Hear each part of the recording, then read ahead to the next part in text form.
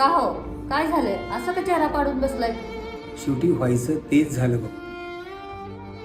तू म्हणत होतीस ना तेच खरं ठरलं. वडिलांनी वाटणीमध्ये हे घर लहान भावाला दिलं.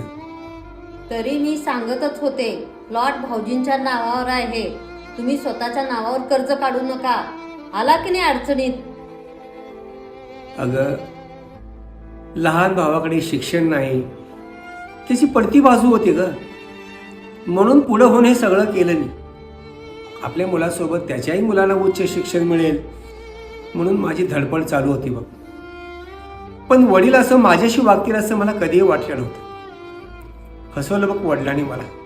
शेवटी तुम्ही मला आणि मुलांना रस्त्यावर आणलं. सुटले धागे उरले मागे उसासे सुन्या काळजाचे विरले सारे नशिनी आले निखा